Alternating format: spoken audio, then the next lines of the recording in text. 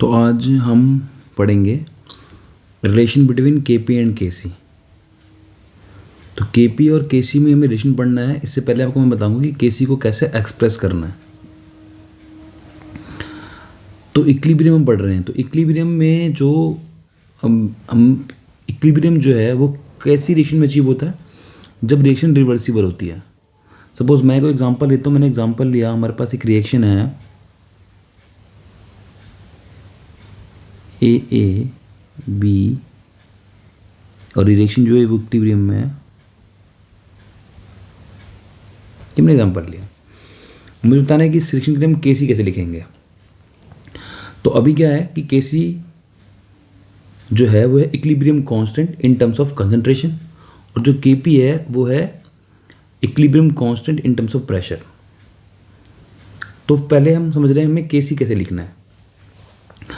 अब इक्विलिब्रियम पे क्या होता है, एट इक्विलिब्रियम जब रिएक्शन इक्विलिब्रियम में है तो एट इक्विलिब्रियम जो रेट ऑफ रिएक्शन होता है फॉरवर्ड रिएक्शन का और जो होता है बैकवर्ड रिएक्शन का वो सेम रहता है। तो we can write rate of forward reaction is equal to rate of backward reaction। अब रेट ऑफ फॉरवर्ड रिएक्शन के लिए क्या होगा, आप देखेंगे फॉरवर्ड जब हो रहा है रिएक्शन तो उसके लिए जो ए और बी हैं ये क्या है, ये रिएक्टेंट है। तो जो रेट होगा फॉरवर्ड रिएक्शन का, तो फॉरवर्ड रिएक्शन का जो रेट होगा वो क्या होगा, वो हो जाएगा के, क्यों बात कर रहे हैं फॉरवर्ड डायरेक्शन की, तो के एफ, और उसके लिए क्या रिएक्टेंट है, ए रिएक्टेंट है और बी रिएक्टेंट है। तो जो ए का कोफिशिएंट होगा वो ए की पावर, और जो बी का कोफिशिएंट होगा वो बी की पावर। ये कौन सा लॉ है, ये है लॉ ऑफ मास एक्शन। क्या बोलो, लॉ ऑफ मास एक्शन। ऐसे ही बैकवर्ड डायरेक्शन के लिए, अब बैकवर्ड डायरेक्शन के लिए क्या होगा, जो सी होगा और जो डी होगा ये होंगे रिएक्टेंट। तो बैकवर्ड डायरेक्शन के लिए रेट क्या हो जाएगा रेट के, क्योंकि बैकवर्ड डायरेक्शन है तो के बी लिख दिया इसको हमने, और ये आपका हो जाएगा सी की पावर सी, और हो जाएगा ये डी की पावर डी। अब यहाँ से देखते हैं के एफ डिवाइड बाई के बी, ये क्या हो जाएगा, सी की पावर सी डी की पावर डी डिवाइड बाय ए की पावर ए, और हो जाएगा ये बी की पावर बी। के एफ और के बी क्या होंगे, एक कांस्टेंट होंगे दोनों, ये कांस्टेंट होगा, इनका रेशियो भी कांस्टेंट होगा। तो वो गया हमारा के सी। तो के सी क्या हो गया, इक्विलिब्रियम कांस्टेंट हो गया, equilibrium constant in terms of concentration. तो के सी को कैसे करेंगे एक्सप्रेस, सी की पावर सी डी की पावर डी डिवाइड बाय ए की पावर ए और बी की पावर बी। सपोज मेरे पास कोई एक रिएक्शन है, फॉर एग्जांपल मैं लेता हूँ कि मेरे पास है, हम डीकम्पोजिशन करा रहे हैं अमोनिया का, अमोनिया, और हमें फॉर्म हो रहा है N2 और 3H2 फॉर्म हो रहा है। सारे मॉलिक्यूल जो है गैस में है। तो आपको लिख के दिखाना है इसका केसी का एक्सप्रेशन क्या होगा। तो केसी का जो एक्सप्रेशन है क्या होता है, प्रोडक्ट अपॉन में कंसंट्रेशन ऑफ रिएक्टेंट। तो कंसंट्रेशन प्रोडक्ट में क्या आ रहा है, N2 आ रहा है, तो N2 हो गया और H2 हो गया, पावर 3 हो गई। यहाँ पर ध्यान रखना है कि जो ब्रैकेट आप यूज़ कर रहे हो, ये ब्रैकेट, ये स्क्वायर ब्रैकेट होने चाहिए, and this square bracket shows concentration divide by concentration of reactant. यहाँ पे क्या आ जाएगा, NH3, और जो NH3 है उसका कोफिशिएंट क्या है, 2 है, तो पावर क्या हो गया, 2 हो गया। ये एक्सप्रेशन है, ये एक्सप्रेशन है, किसके लिए एक्सप्रेशन है, केसी के लिए एक्सप्रेशन है। फॉर एग्जांपल और भी देख लेते हैं हम।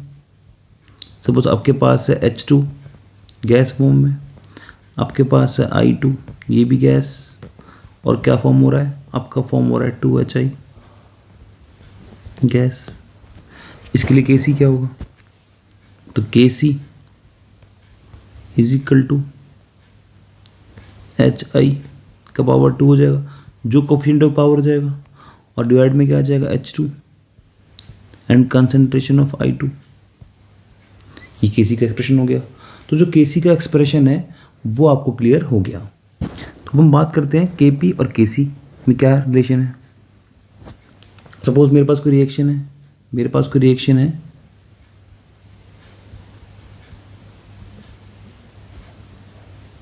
AA, BB और मेरा फॉर्म हो रहा है CDD। मुझे बताना है इसका केपी क्या होगा और केपी और केसी में क्या रिलेशन होगा। तो अगर हम इसका केपी लिखें तो जैसे हमने केसी पढ़ा था वैसे हमें केपी लिखना है। डिफरेंस क्या है कि जो केसी था वो था इन टर्म्स ऑफ कंसंट्रेशन और जो केपी है वो है इन टर्म्स ऑफ प्रेशर। तो केपी क्या होगा, प्रेशर ऑफ C की power C, pressure of D की power D, pressure of A की power A and pressure of B की पावर B। सेम वही है, बट वहाँ कंसंट्रेशन था, यहाँ प्रेशर है। तो हमें क्या पता है यहाँ पर कि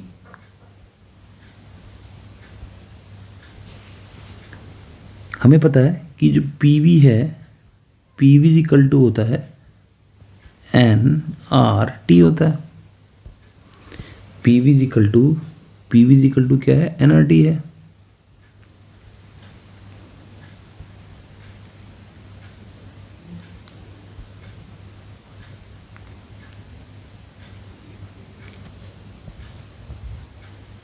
PV is equal to nRT।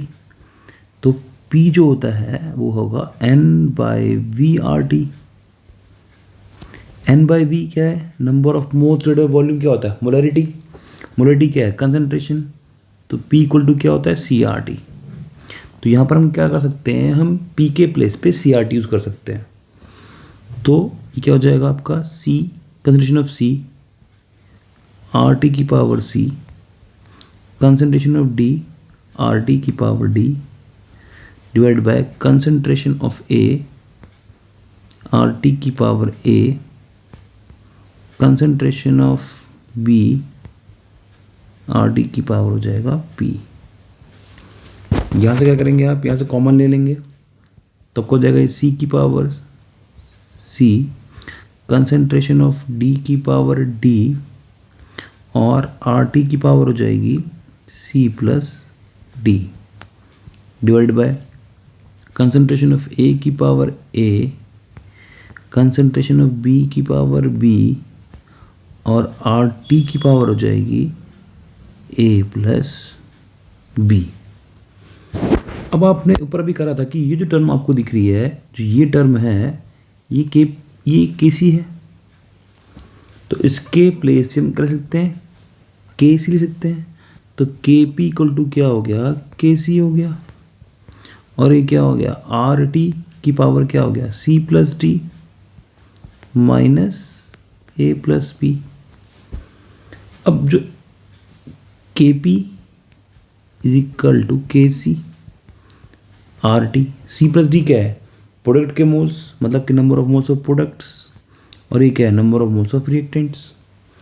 तो we can write KP is equal to KC RT की पावर हो जाएगा डेल्टा N। और हमें यहाँ जो लेना है सिर्फ गैस लेने हैं, तो डेल्टा NG हो गया। तो डेल्टा NG की वैल्यू कैसे करनी है कैलकुलेट, प्रोडक्ट के मोल्स माइनस रिएक्टेंट के मोल्स। फॉर एग्जांपल मेरे पास कोई रिएक्शन है NH3 गिव्स N2, ये भी गैस, सब कुछ जितने रिएक्टेंट और जो प्रोडक्ट्स है वो गैस की फॉर्म में है। तो क्या हो रहा है, डेल्टा NG कैसे निकालेंगे आप, number of moles of products. अब देखो प्रोडक्ट्स में कितने मोल्स हैं, ये कितने मोल है 3, यहाँ पे कितने मोल है 1, तो कितने मोल हो गए 4 मोल हो गए प्रोडक्ट्स के, माइनस मोल्स ऑफ रिएक्टेंट, कितने मोल रिएक्टेंट के 2 मोल्स, तो 4 माइनस 2, तो डेल्टा NG की वैल्यू कितनी हो गई 2 होगा डेल्टा NG की वैल्यू। सिर्फ गैसेस मॉलिक्यूल्स को लेना है। अच्छा, अगर KP और KC इक्वल कब होंगे, जब number of moles of products and number of moles of reactant क्या होंगे, इक्वल होंगे। If NP is equal to NR, then KP will be equal to KC। तो ये आपको पॉइंट पता होना चाहिए। तो KP और KC का अपने रिलेशन करना है, और KP और KC में डेल्टा NG कैसे निकालना है आपने प्रोडक्ट मैनेजमेंट रिएक्टेंट में, ये न्यूमेरिकल्स डायरेक्ट आते हैं, आपको यूज़ करने हैं। तो अभी हमने इस वीडियो में सीखा कि KP और KC का एक्सप्रेशन कैसा है, और KP और KC में हम कैसे ड्राइव करेंगे रिलेशन को। तो इस वीडियो के लिए इतना ही, फिर मिलेंगे नेक्स्ट वीडियो में।